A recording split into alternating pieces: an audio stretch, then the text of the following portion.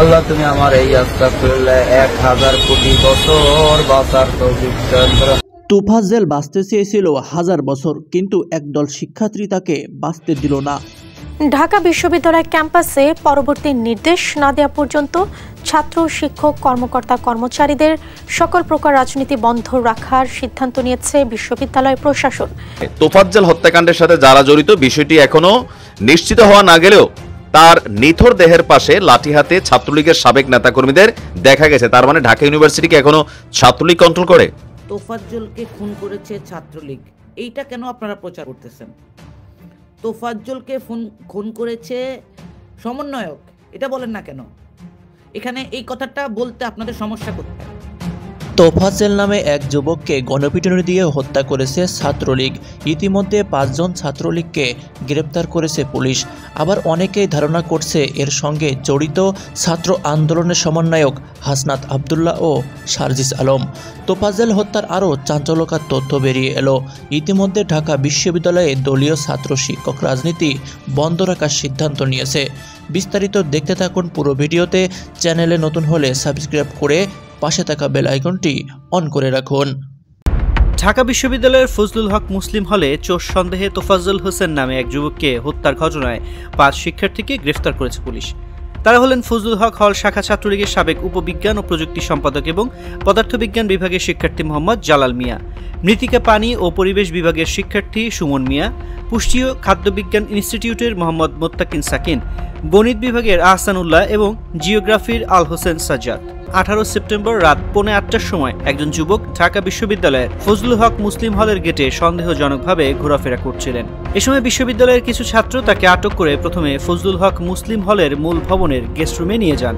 Mobile চুরির অভিযোগে তারা ওই যুবককে এলোপাতাড়ি চড়-থাপ্পড় ও কিলঘুষি মারেন। গতকালকে আমরা যে নিউজটা ফেসবুকে, তারপরে ইলেকট্রনিক মিডিয়া, পত্রিকাতে সবচেয়ে বেশি আপনার দেখতে পাই, সেটা হচ্ছে তোফাজ্জলকে খুন করার ঘটনাটা। এখন আমি আসলে ভিডিওটা করার উদ্দেশ্য হচ্ছে, তোফাজ্জলকে খুন করেছে ছাত্রলীগ, এইটা কেন আপনারা প্রচার করতেছেন? তোফাজ্জলকে খুন করেছে সমন্বয়ক, এটা বলেন না কেন?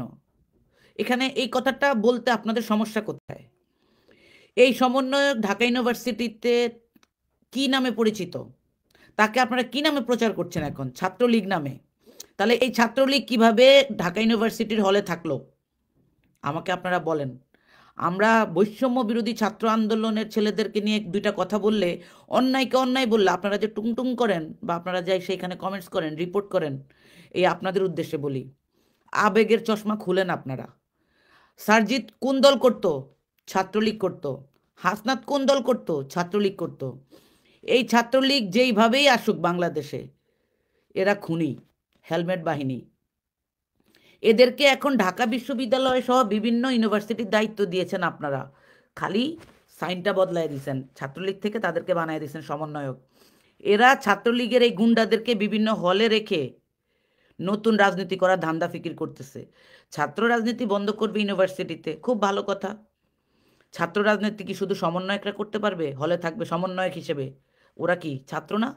তাহলে তারা কি ছাত্র সমন্বয়ক রাজনীতি থাকবে ইউনিভার্সিটিতে, ছাত্র সংগঠনের রাজনীতি থাকবে না? This is bogus. ঠিক আছে? আজকে পত্রিকাগুলাতে যে প্রচার হচ্ছে ছাত্রলীগের হলের ছাত্রলীগ নেতাই খুন করেছে, হত্যা করেছে, পিটিয়ে মেরেছে, no, they already gone. Chhatra League already চলে গেছে। হল থেকে সমস্ত ছাত্র সংগঠন বের করে দিলেন। তাহলে ছাত্রলীগের এইসব ছেলেদেরকে কারা রাখছে? কারা তাহলে হলের দায়িত্বে আছে? আমি জানতে চাই।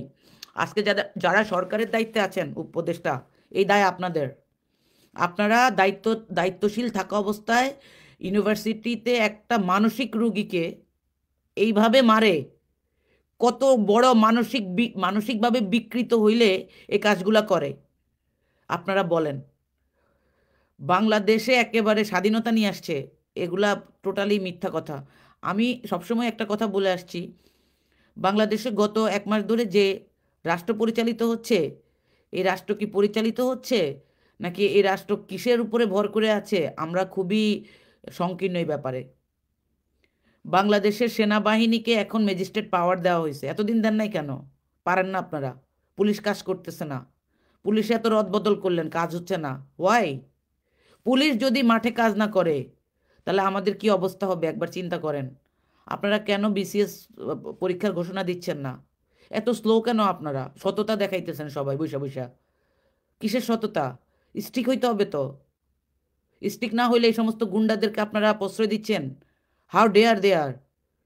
ইভেন বিভিন্ন জেলায় এরা যেভাবে সভা সমাবেশের নামে নৈরাজ্য করতেছে, এদের এত ছেলে পেলে কোত্থেকে? সব ছাত্রলীগের আগের গুন্ডা বাহিনীদেরকে তাদেরকে ইনক্লুড করে দেওয়া হয়েছে। একটা দুইটা পিটানোর পরে আপনাদের কাছে খবর হয় কেন?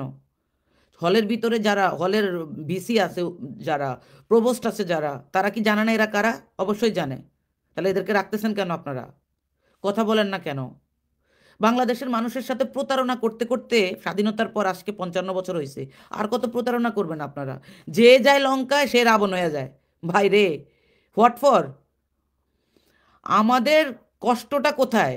কষ্টটা হচ্ছে ওইখানে যেখানে হচ্ছে বাংলাদেশে যাদেরকে আপনারা একটা ওই যে জায়গায় দায়িত্ব দিবেন, তারাই সেই জায়গায় ষড়যন্ত্র শুরু করে দেয়, তারাই সেই জায়গায় নিজেদেরকে প্রতিষ্ঠিত করার জন্য রাজনীতি শুরু করে দেয়, জনগণের জন্য কিচ্ছু করে না।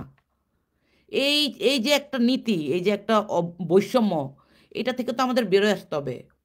এই দায় অবশ্য স্বরাষ্ট্র মন্ত্রণালয়ের, এই দায় অবশ্য জনপ্রশাসনে যারা আছে তাদের, because you guys can not work properly, that's why this type of problem happen. আমরা বাংলাদেশের আইন শৃঙ্খলা নিয়ে এখনও খুবই উদ্বিগ্ন।